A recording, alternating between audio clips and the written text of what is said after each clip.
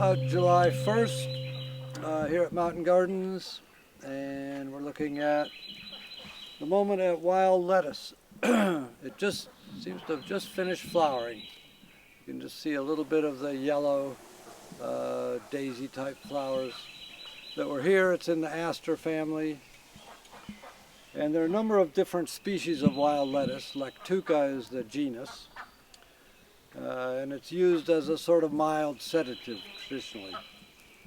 So the species that you see most often mentioned from a medicinal context is Lactuca virosa, which is actually not native. It's a European species, but it's very widely naturalized in America. They all have a sort of a jagged edge, more or less toothed, sometimes rather lobed. A lot of them sort of look prickly, but they're not. This one has a sort of a bluish cast to the leaves, to my eye. It's more blue-green. All the other ones are sort of green. That's how I distinguish them.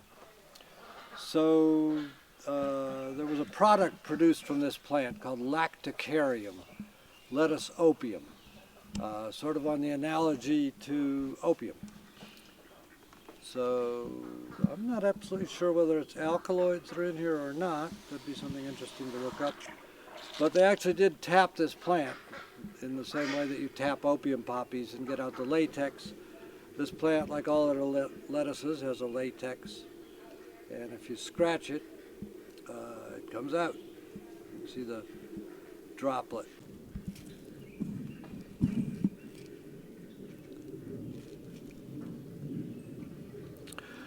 So I have no idea how this was done on an economic scale. Certainly when the sun is shining brightly, a lot of it comes out, and then sometimes it'll even pour down the stalk. This is not, these plants can get a lot bigger than this.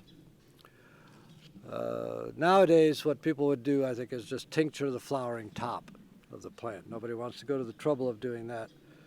And it's called lettuce opium, but don't get too excited. It's really, it'd be illegal if it was really opium. It's just a mild sedative. Ewell Gibbons talks about eating a big meal of lettuce when he's feeling stressed out, just plain old cultivated lettuce. But it has sort of mild, calming qualities, you might say. So that's Lactuca virosa. If you get it going in your garden, you'll have it. It's biennial, so you can control it by not letting it seed. It does a good job of that. If you just have one, then next year you'll have quite a few.